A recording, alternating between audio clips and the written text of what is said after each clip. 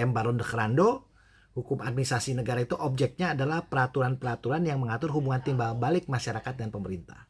Jadi aspeknya demikian luas dimensinya ya. Apalagi kita tahu eksekutif itu kan kerjaannya banyak ya, dari mulai mengurus urusan warga masyarakat dari mulai lahir, ada akte kelahiran dan sebagainya, sampai wafat ada akte kematian dan sebagainya. Jadi eksekutif itu lembaga yang selalu mendampingi kita. Nah, dalam implementasinya tentu hukum administrasi negara itu dipandu oleh sumber-sumber hukumnya. Kalau dalam literatur Philippus Hadjon ada dua sumber nih, sumber hukum formil dan sumber hukum material.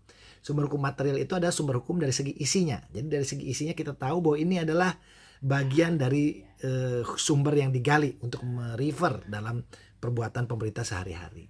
Misalnya apa sumber hukum material itu? Misalnya pandangan sosiologis kemasyarakatan. Pembentukan aturan biasanya dipengaruhi juga oleh sosiologis kemasyarakatan. Bagaimana situasi sosial masyarakat ketika membentuk aturan. Bisa juga dari segi sisi historis sejarahnya, bagaimana suatu aturan dibuat, itu juga bisa diteliti, dilihat menjadi bahan acuan. Misalnya ketika Undang-Undang Cipta Kerja terbit kan sejarahnya karena ada masalah dalam konteks investasi sehingga pemerintahan Presiden Jokowi menghendak melonggarkan regulasi-regulasi terhadap investasi agar menarik semua pihak untuk berinvestasi di Indonesia. Itu material. Kalau sedangkan sisi formil tentu sama seperti pada umumnya, mengacu juga pada sumber hukum pada umumnya. Seperti peraturan perundang-undangan, kemudian ada konvensi kebiasaan tata negara, ada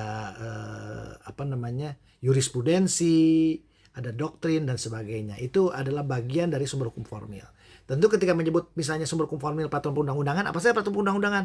Itu kita harus mengacu pada Undang-Undang 12 tahun 2011 tentang pembentukan peraturan perundang-undangan beserta perubahannya. Dari mulai Undang-Undang Dasar sampai peraturan daerah itu adalah bentuk dari peraturan perundang-undangan. Silakan ditelaah literatur terkait itu. Lalu ada juga sumber hukum dalam konteks formil itu jurisprudensi misalnya. Putusan-putusan hakim.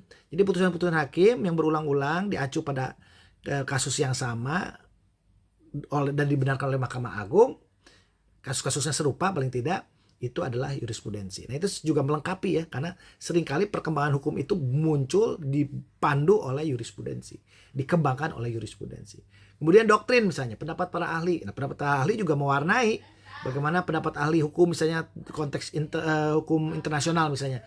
Bagaimana dulu pendapat Muchtar Kusuma-Atmaja tentang batas kedaulatan kita misalnya. Itu akhirnya lama-lama diacu oleh konvensi UNCLOS ya 1982 menjadi batas dasar, menjadi acuan ketika menentukan batas wilayah untuk negara-negara kepulauan. Nah itu doktrin yang kemudian diangkat bahkan masuk ke dalam konteks hukum internasional. Jadi ini semua menjadi bagian dari sumber hukum yang menarik dipelajari.